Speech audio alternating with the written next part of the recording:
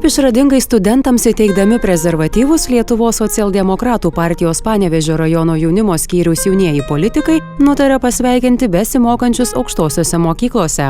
Vėlyvą vakarą iš lovų ištraukę jaunuolius politikai ne tik apdovanojo apsisaugojimo priemonėmis, bet ir papasakojo, ką su jomis veikti. Mes esam už gimstamumą, bet esam už atsakingą savo ateities planavimą. Tai vat būtent manom, kad pirmą reikia pabaigti studijas ir projektuoti savo karjerą.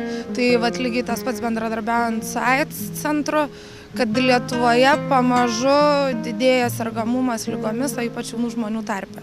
Panevėžys, aišku, nedidelį procentą turi ir Panevėžio rajonas imant, bet geriau anksčiau imtis tos prevencijos ir vat kitokiamis formomis, būtent jauniems žmonėms ir priimtinoms, negu po to pasiekmes jau mėginti išgyvendinti. Kone iš miegų prikelti studentai pasakoja iš pradžių nesupratę, kas ir kodėl juos sveikina. Vieniems tiesiai į rankas įbrukti prezervatyvai, o tiems, kurių nepavyko rasti kambariuose, dovanėlė prilipdyta tiesiai ant durų. Beje, šalia dovanėlės ir lipdukas, kuriame užrašas "Su mumis būsite saugūs".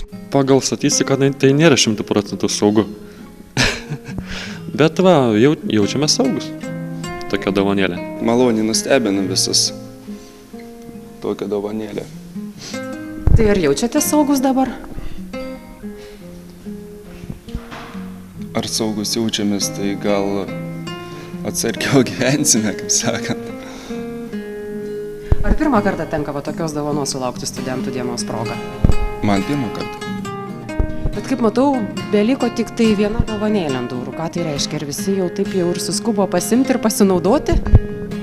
Taip išeina, kad visi pasinaudojo dovanomis. Studentai juokavo, kad tokių akcijų galėtų būti dažniau. Tai pavyktų ir vieną kitą eurą sutaupyti. Socialdemokratė Modesta Petrauskaitė patikino, kad nepamirš jaunuolių ir tokiomis dovanomis, manoma, ateityje dar pamalonins. Šiais laikais, kadangi šitos dovanėlės ir kainuoja pinigėlius, tai ir naudinga pagalvojom bus ir jo labiau su mintim.